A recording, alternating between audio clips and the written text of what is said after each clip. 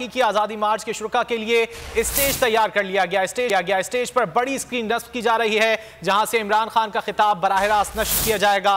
मार्च की सिक्योरिटी के लिए सख्त इंतजाम किए गए। मजीद अहवाल जानेंगे बोल न्यूज के नुमाइंदे मोहम्मद सुलेमान मौजम से। सुलेमान बताइए। पीटीआई का हकीकी आज़ादी लॉन्ग मार्च आज असद उमर की क़यादत में सरगोदा पहुंचेगा और इस वक्त मैं मौजूद हूं ख़याम चौक यूनिवर्सिटी रोड पर, जहां पर एक जलसा गाह के अंदर तमाम तर जो इंतज़ामात हैं वो आखिरी मराहिल में दाखिल हो चुके हैं। इस वक्त जो स्क्रीन लगाने का अमल है वो जारी है।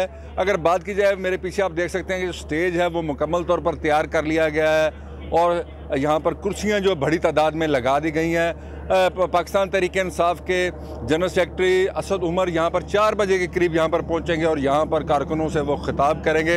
DPO सरगोदा तारिक अजीज ने यहाँ पर सिक्योरिटी के इंतजामात का जायजा लिया है। ठीक है, सरगोदा से हमारे नुमाइंदे हमें आगाह कर रहे थे, बहुत शुक्रिया।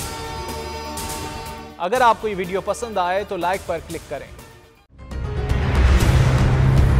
कप्तान का हकीकी आजादी मार्च, बोल न्यूज की खुसूसी कवरेज। ये एक फैमिली मार्च है। हकीकी आजादी मार्च जो है जीटी रोड पर रवां दवा है। बोलने की हक और सच की बात। इमरान खान के कंटेनर के करीब फायरिंग का वाकया पेश आया। फायरिंग से जख्मी, अस्पताल मुंतकिल। कातिलाना हमले से किया पर्दा चाक, बोल हमेशा बना आवाम की आवाज। को वेलकम कहता हूं। आजादी मार्च के लिए बहुत अच्छी कवरेज की है। ये मार्च की तो जबरदस्त कवरेज। सब्सक्राइब करें और बेल दबाएं ताकि कोई खबर रह न जाए।